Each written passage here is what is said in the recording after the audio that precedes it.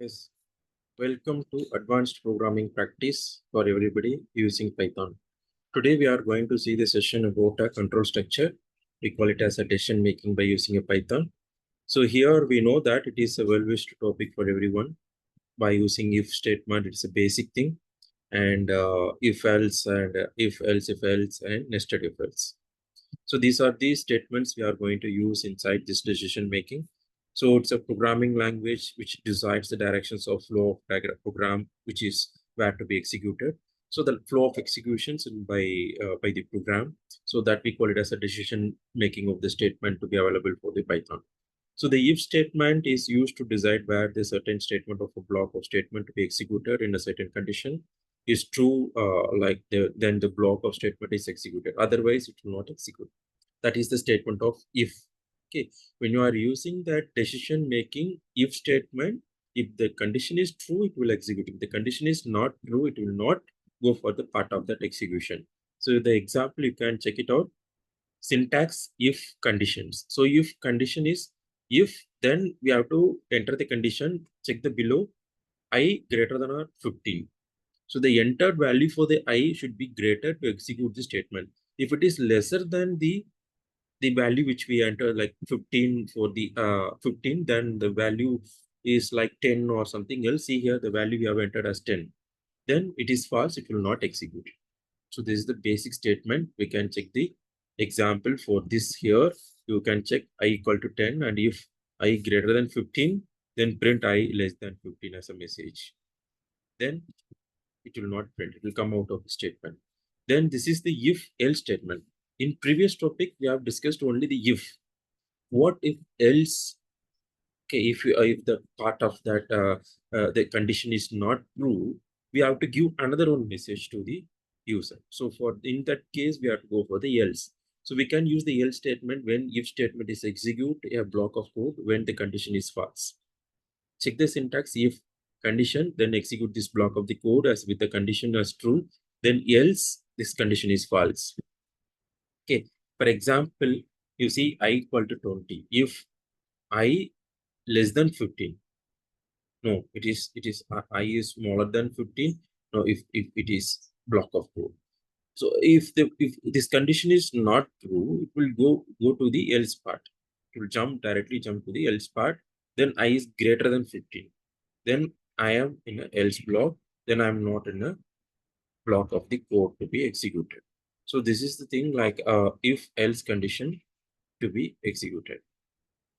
And this is nested if. So in this nested if,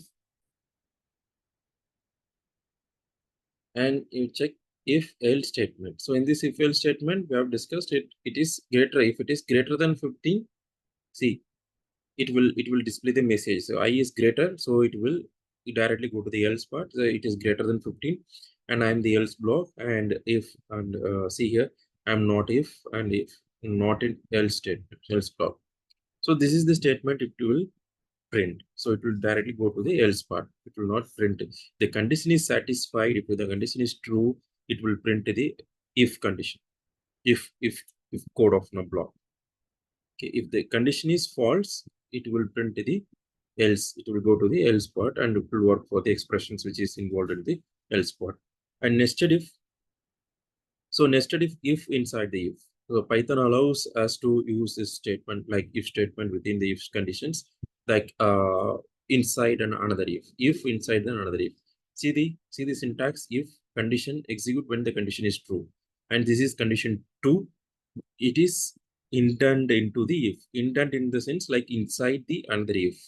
Okay, so there is a block of end here, and this is the another block end here. Okay, there are two nested if you have used. So if condition, see the example, I equal to 10. See here, if I equal to 10, then it will go to the inner part of the code, or else it will go to the outer part of if. And if these both are not satisfied, it will print the else part. So this is the example for nested if else. This is if else. This is, we call it as ladder. So here the user can decide among multiple options if the statement is executed by top-down approaches, like as soon as one of the condition controlling, like if it is true, the statement associated with it executed, the rest of the ladder is bypassed. So like which condition is true, then it will be bypassed to the another condition. So we have to use multiple else part. So multiple if we have saw like that we call it as nested if, and if else we saw. So here we are going to see about a multiple else. See here, if I equal to 20, this is a variable I has been 20. If I equal to 10, this is the condition is true. The condition is true, then it will enter into the printing statement of this if statement. This condition is not true, so it will jump out to the else part. So here we have used L if it means that another else part also we have used in the same program, which is the same conditions. See here, I equal to 15. So this is also not true. It will jump onto the another else elif. So here the condition is true, so it will print this. So this is the whole structure of that condition and syntax of simple if statement, if else, and nested if. And this is the syntax part of that part. Thank you for the today's class.